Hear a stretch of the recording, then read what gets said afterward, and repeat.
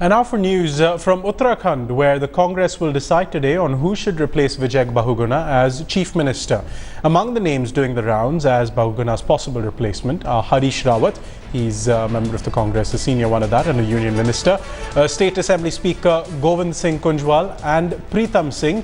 Indira Hridayesh is also understood to have staked claim to this position. I remember Vijay Bahuguna stepped down yesterday after meeting the governor of Uttarakhand. He said that he will continue working for the party and was stepping down on the request of the leadership of the Congress. He's not had an extremely, well, let's just say he's had a controversial term, the alleged mishandling of the Uttarakhand flash floods and also the lack of support from many of his own MLAs. Kamaljit Sandhu has been tracking events from Dehradun and now joins us live for more on the story. Kamaljit, quite a number of people with their hats in the ring over here. The Congress would have some task picking a successor.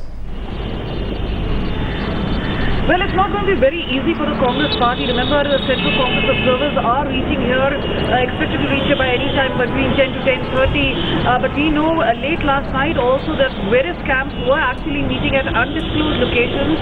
We know there is an anti-Harish Rawat camp. There are many people who have thrown in their hat. We've talked about Harish Rawat, who is the front runner, Harat Singh Rawat, Indira Hridayesh, a woman candidate also.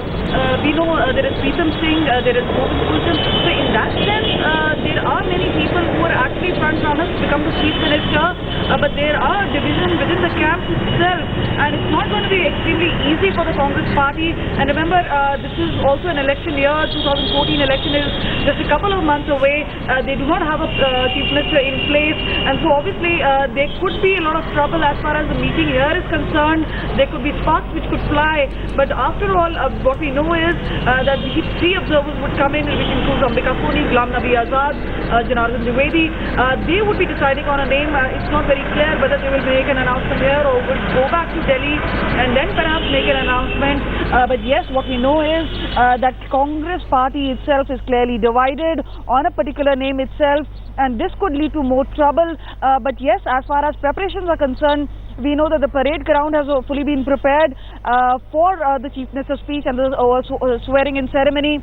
Also, there are, remember, 32 seats is something that the Congress party had won in a 70 assembly. They are taking support from PDF, which includes 3 independents, 3 BSP MLAs, and 1 UKD MLA. Now, these 7 are demanding a cabinet berth. This is going to be extremely difficult for the Congress party to keep its flock together and also keep its alliance partners together.